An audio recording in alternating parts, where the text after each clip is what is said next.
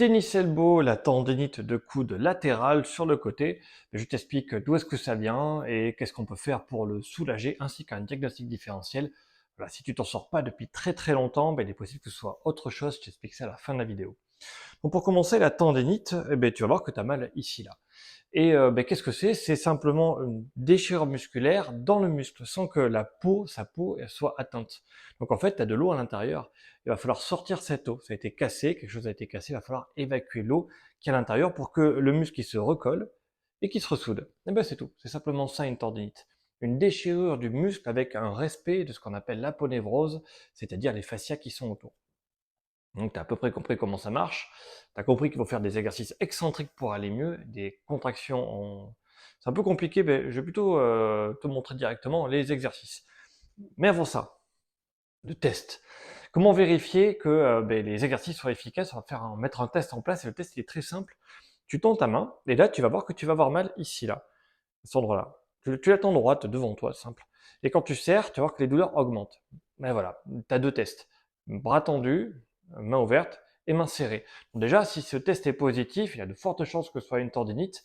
Et c'est ce test qu'il faudra faire après chaque exercice pour vérifier que ça a un effet en réalité, ce qu'on fait, et que ça va aller mieux, que l'exercice est positif. Donc dans le cas où le test est positif mais que les exercices ne marchent pas, dis-toi que c'est sûrement pas une tendinite, mais autre chose. Et on va commencer par quoi? Par ça. Donc l'exercice du bâton en excentrique, c'est le premier truc qui permet de soulager la tendinite. Dis-toi qu'il faut tenir le bâton, comme ça, hein. C'est tout simple. Je tiens mon bâton, et avec l'autre main, un bâton, un balai, hein, tu as forcément un balai chez toi. Avec l'autre main, je vais faire ça. Et donc tu vas voir, ça va faire très mal, parce que tu vas vouloir serrer très fort. Et bien c'est l'inverse, il faut serrer un tout petit peu, pas très fort. Il faut ressentir une très légère douleur, et on peut aller jusqu'au bout, et on revient tout simplement. Et on fait ça. Donc là, tu vois, j'empêche en permanence, très légèrement. Donc le fait de répéter cette contrainte-là, qu'on appelle une contraction excentrique, c'est à la fois un étirement et une technique de renforcement. Mais nous, on le fait très très doux. Pour quelle manière? Pour quelle raison plutôt? Si on le fait de manière très très douce, parce que ça va plaquer le muscle, les deux faisceaux qui sont cassés, plaquer contre, et ça va pousser le liquide en dehors de la peau du muscle, en dehors de l'aponévrose. Et donc, je vais simplement répéter ça doucement. Si tu contractes trop fort, que tu vas vraiment à fond, ça va pas marcher parce que ça va écraser l'eau qui est à l'intérieur et tes douleurs vont augmenter. Alors que si tu le fais tout doucement, tu vas voir que tu auras une très légère douleur et petit à petit, tu iras de plus en plus loin. Et après, quand tu refais le test, ici, j'ai moins mal. Et quand tu serres le poing, j'ai encore moins mal. Donc ça, c'est la première chose à faire, c'est comme ça. Coup de plié 90 degrés et je fais ce mouvement-là. Et par contre, l'évolution de cet exercice, pour aller un peu plus loin, pour essorer encore plus le muscle, pour enlever l'eau qui est à l'intérieur, l'inflammation, ça va être de le faire bras tendu. Donc ici, tu vois, tu as des muscles qui sont biarticulaires, donc tu as des muscles qui font que ça, et tu en as, ils dépassent l'articulation. Mais là, ils sont mis en tension, parce que tu es droit comme ça. Et tu as simplement faire la même chose, tu vois, tchouk, et je recommence, et tchouk, je recommence. Et il faut pas faire fort, hein. Donc d'abord, coup de plié, on va drainer une partie de l'inflammation. Bras tendu, on va drainer une partie encore plus importante de l'inflammation en sollicitant d'autres muscles. Et après, bien évidemment, je refais mon test. Tu vas voir qu'en faisant ton test, ici, ça va mieux. Et quand tu serres le poing, ça va encore mieux. C'est très bien. Dis-toi qu'il faut continuer ce que tu es en train de faire. Bon, juste avant de te montrer le deuxième exercice, un point sur la prévention. Dis-toi que, en général, si tu as des tendinites, c'est parce que tu fais des mouvements répétitifs. Donc ça peut être la cuisine, le marteau-piqueur, ou tout simplement de l'ordinateur en ne posant pas les coudes sur la table. Si tu as les coudes levés, tu vas mettre en tension quelque chose. Alors que si tu as les coudes posés sur la table, reposés, de suite ça va aller mieux, tu as moins sollicité ton épaule.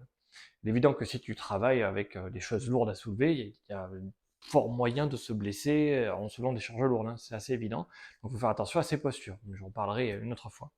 Donc tu as compris que la position est nécessaire pour aller mieux. Donc un petit exercice supplémentaire qui est vraiment tout simple, c'est celui-là. Tu vois, là on a fait l'excentrique, on va continuer en excentrique, on va maintenir bras tendu, cette position, et là on va appuyer la main vers le bas. En réalité, c'est surtout ces deux doigts-là, ceux-là, pour l'épicondylite qui va être le plus important.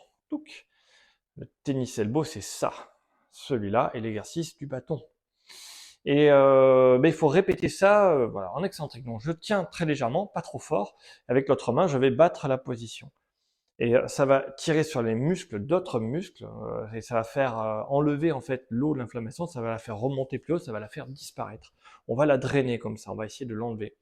Et je vais répéter ces contraintes excentriques pour enlever l'inflammation, pour que l'eau qu'il y a dans le muscle, en fait, la déchirure s'en aille, pour que le muscle se recolle, pour qu'il puisse se ressouder, tout simplement. Dis-toi que moins t'as mal, moins t'as d'eau à l'intérieur, et moins t'as d'eau à l'intérieur, plus c'est collé, plus ça va cicatriser. Il y a une astuce qu'utilisent certaines personnes, ils mettent des brassards pour serrer. Dis-toi que ça n'a pas vraiment d'efficacité parce que le brassard va te mettre une compression. Donc, théoriquement, tu te dis pourquoi pas, mais en réalité, tu vas continuer à faire ce que tu fais mal dans la vie de tous les jours. Donc oui, ça peut aider à les douleurs, à les faire diminuer, aider à la cicatrisation, parce que ça va diminuer l'inflammation par la compression, tout simplement. Mais dis-toi que si tu as mal aujourd'hui, c'est parce que tu as fait quelque chose dans ton travail, dans tes activités, dans ta posture, chez toi. Il y a quelque chose qui ne va pas, il va falloir l'enlever. Cette chose-là, facile à identifier. Hein. J'ai pas mal, je fais quelque chose, j'ai mal après. Voilà. C'était aparté. Petit rappel, après tu refais le test à chaque fois. Est-ce que c'est mieux ou pas? N'oublie pas, c'est ces deux doigts-là, surtout l'extenseur commun des doigts, qui va être sollicité. Tu vas voir, c'est assez bizarre, hein, mais ça marche. Petit truc en plus, donc une astuce, le pot de cornichon. Dis-toi que les gens qui serrent très fort et qui font un mouvement uniquement avec l'avant-bras, ils vont se faire mal. Et c'est normal, parce qu'en fait, il faut serrer, ça c'est un outil de serrage, après c'est le corps qui fait le mouvement. La main permet de tenir et c'est le corps qui impute un mouvement.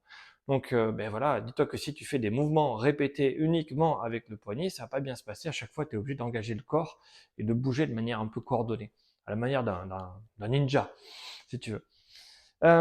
Et donc, pour faciliter ça, parce qu'en général, les gens qui n'arrivent pas à le faire, c'est que le muscle ici, là, le triceps, ne fait pas son travail, qui est le lien entre le coude et l'épaule. Effectivement, si tu as de la force dans le dos, comment tu veux la solliciter avec ta main, hein, si tu n'arrives pas à la transmettre?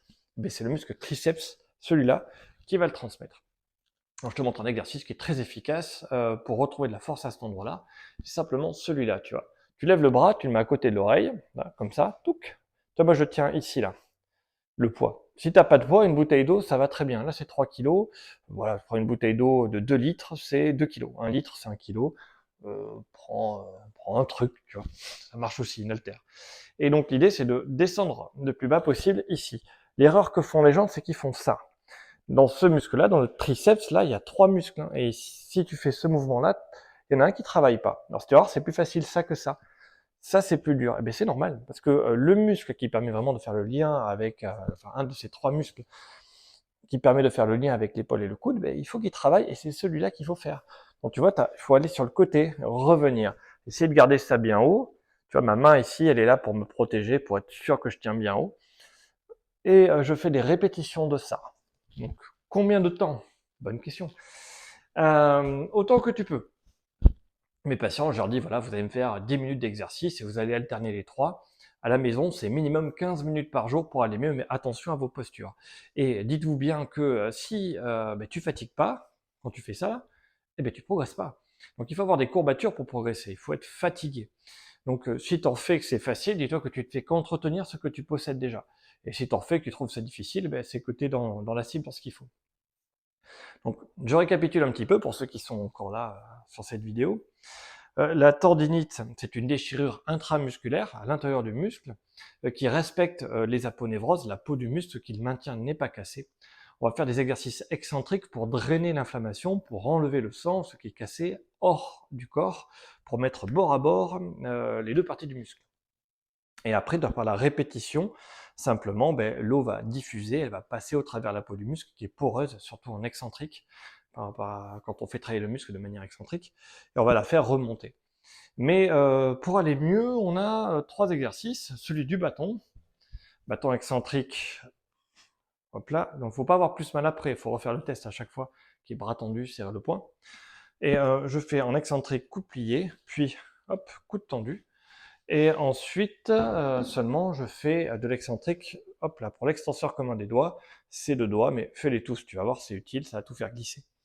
Tout coulisser. Et tu as l'exercice du triceps ici, hop, qui est là pour redonner de la force à ce qui va te permettre de bouger normalement. Tout simplement. Il faut en faire plein, hein, beaucoup.